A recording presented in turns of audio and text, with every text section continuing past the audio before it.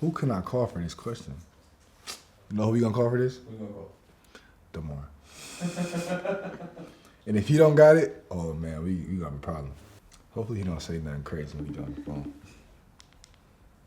Yeah, if he don't answer, this is even more embarrassing. Yeah. Like, what are you doing? Yo. What's happening? You on Slam right now. Yeah, I got a question. It's DT here, and we doing a Slam exam. First question, gonna start off easy. Yep. Which Hall of Famers did you take a picture with at the end of 2019? Was it Allen Iverson and D. Wade, Kevin Garnett and Shaq, Scottie Pippen and Michael Jordan, or Tracy McGrady and Kobe Bryant? Tracy McGrady and Kobe Bryant. I'm like a hoop head, so I'm always at the gym. And I went to the gym early in the morning. It was like just a kids basketball tournament, so I was just watching the games. And like I said, Isaiah Ryder was one of our coaches. So me and Isaiah Ryder, we go back and forth all the time in practice, like one-on-one. I'm talking crazy to him, like 7th grade, 6th grade. Like, so me in high school, like I'm getting bigger now, so I think I could test him all the time. So we in there walking around, and I just see a whole bunch of people just roam to one area of the gym, and I'm like, who is that? Like, who over there? And like, Kobe over there. And I'm like, Kobe who? And now they're like, Kobe Bryant. So I'm a big Kobe fan. I've always been a big Kobe fan. So I walk over there and I just see him and I freeze up because NBA players really never really I never really cared for real, unless it was Kobe or somebody like I really looked up to. I'm shell shocked and Isaiah Ryder was like, that's your guy? And I'm like, yeah. And he's like, man, come on. He walks by everybody, walks past security didn't even flinch, and he makes me talk to Kobe. Mind you, I don't even see T-Mac. I'm not worried about T-Mac. Like, that's my guy too, but I see Kobe. And I'm talking to Kobe, and he's like, yeah, that's my young fella, you know, we play tonight, hoop ball, check him out, woo woo. He's like, man, what position you play? I'm like, I play point guard. He was like, point guard? You 6'7"? I wish you was on my team. And I'm like, whoa.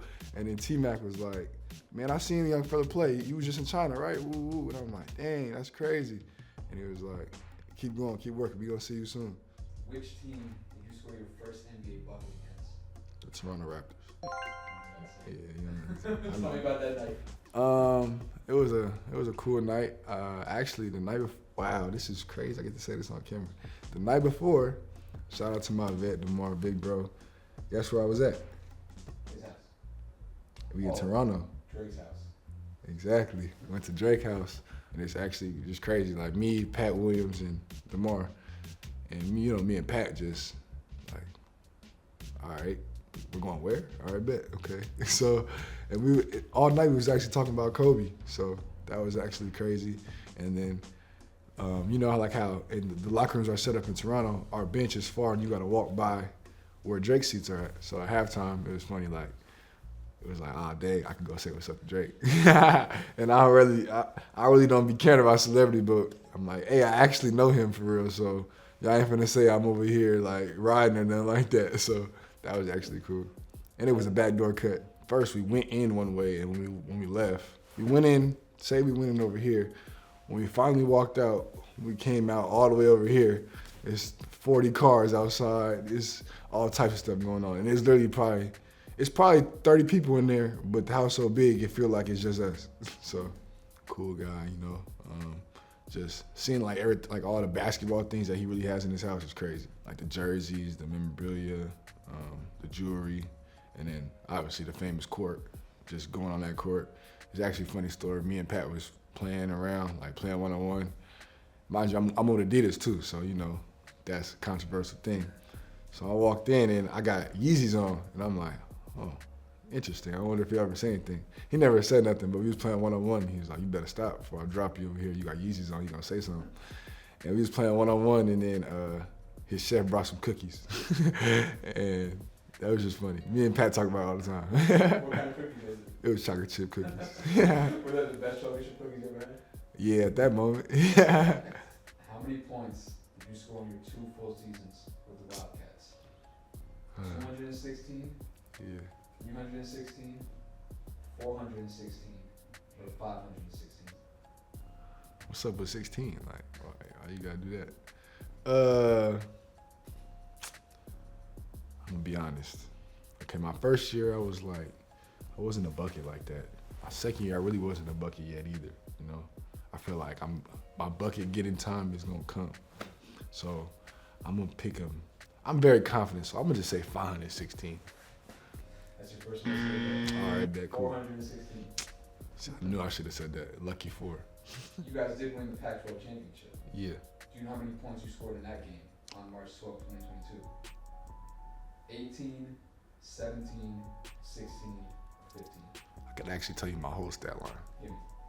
17 points. That's right. Don't say it's not right. Don't lie like that. You want to bet? You want to bet? Keep on. No, Keep because on. I can see your face. I see 15 on Basketball Reference. UCLA.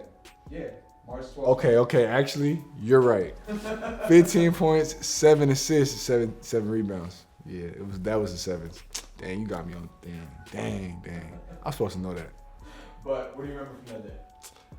That was a magical night. I think that night got me where I am today. You know, I think that was a big night. You know, one of my best friends, Peyton Watson, on another team. So, you know, me and him grew up together. Jalen Clark on another team. It was just a real big game.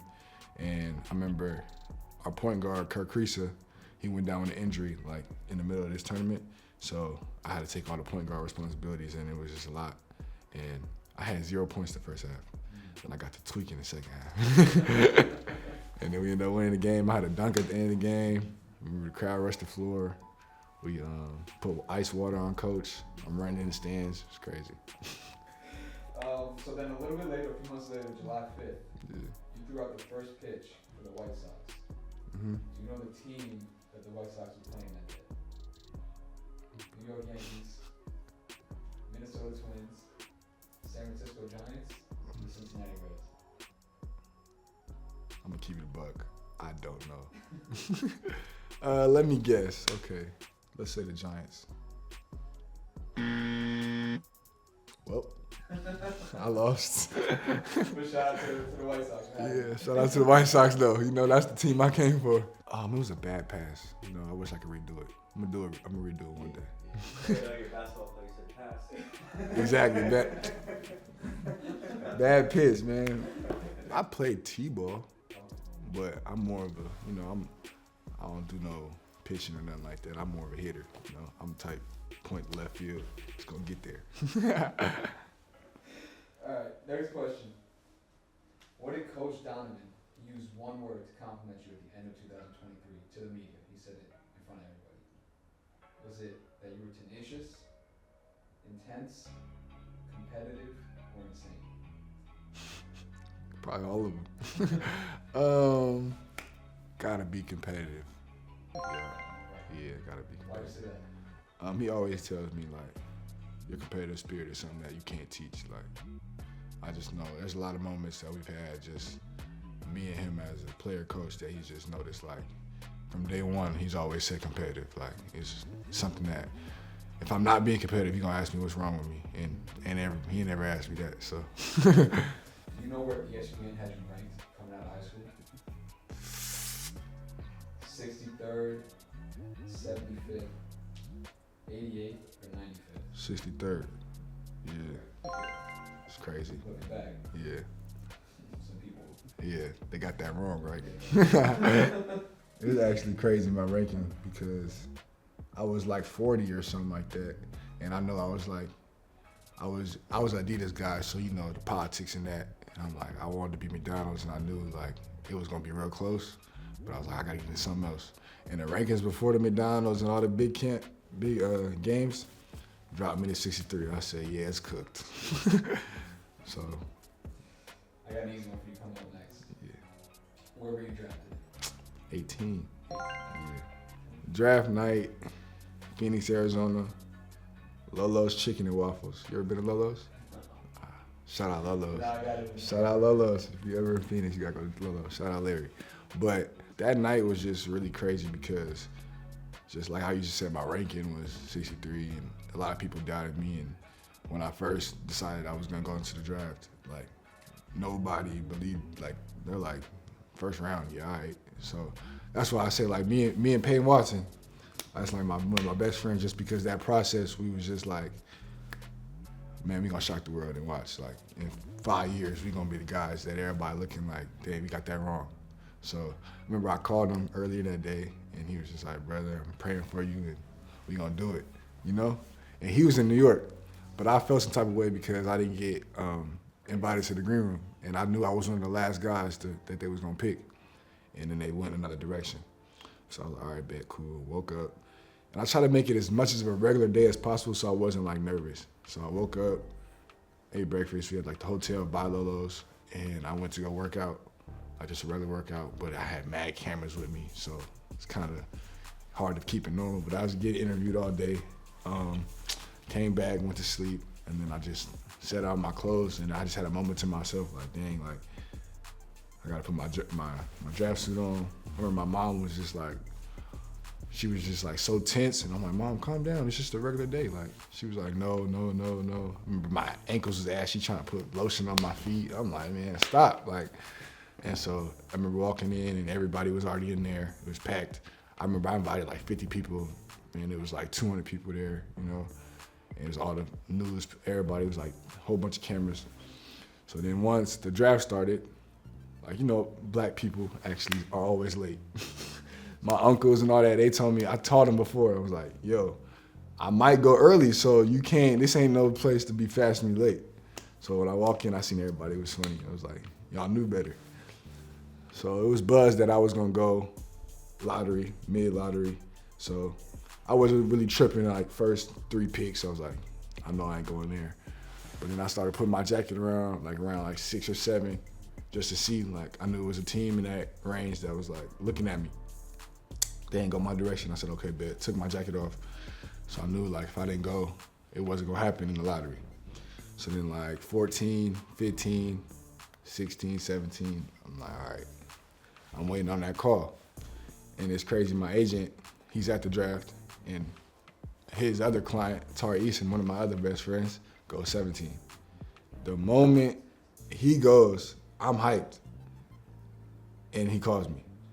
So everybody's just all around me, and I just run out the place because I got to hear. My sister was holding my phone. She's like, he's calling you, AC calling you, AC calling you. I run out. He's like, it's happening. You going to Chicago? You going to Chicago? Ooh. And I'm like, what? All right, bet. So I come back. I get myself together. I don't even like, I try not to show no emotion. I'm like, all right, cool. Because I want to really see it myself. I'm like, what if you lying? So I come back, and my dad just screams, he got that call. And everybody just start going crazy. And I'm like, hold on. He ain't say it on TV yet. And then they said it, and everybody started crying. Everybody was screaming. We was playing music. Just everybody, I was running around the whole thing, you know. Legendary night. All right. Before the NBA, Hillcrest. Oh, damn. I was surprised by this. Do you know how many assists per game your average while at Hillcrest? Yeah, okay. 10.3, 9.8, 9.5, 7.4. I was really diming that thing. It was 10.3. Yeah. Yeah. I knew my junior year I averaged like 11 something. And then my senior year I tried to, you know, Mike came to me, he was like, I need you to score that ball. So I scored that ball a little bit more, but I still was passing. I know, like, I had just a lot of good guys around me. Like we mentioned Kyrie, Mike, McCord, so them guys I can get assists off of. And I was playing point guard, so I always had the ball in my hand, and I made the right decisions. And I really was trying to get as much assists as possible. I knew I was trying to chase a record. I don't know what I was chasing, but I was chasing something. Did you catch it? I know I was the leading. My junior year, I was #1 in the country. Oh, what's your single game career high for threes made in the NBA? 1, 2, 3, or 4? 3. Versus Brooklyn. Mm-hmm. Yep. Last year. You're a vet so far in the league. Yeah. He was drafted in 09. What pick was he? 3rd, 9th, 15th, 23rd. 9th. Yeah. I didn't know that. We were just talking about it the other day. What are you talking about? He was just telling me, like, when he came out, we was looking at we always talk about his college highlights, and he's always pulling up my highlights, or I'm pulling up his highlights, or he'll send me like some old stuff, and we was talking about it, and he was like, yeah, I went 9th. In like a fan way or like a film study type of way? More like a just memories. Like life was just so much different at this time, and you know, him going to USC, I'm going to Arizona. Alright. Last one, you ready? Yeah, I'm gonna use a phone a friend probably. What college Oh. did Coach Donovan start at? Oh, you know it? Oh, start at.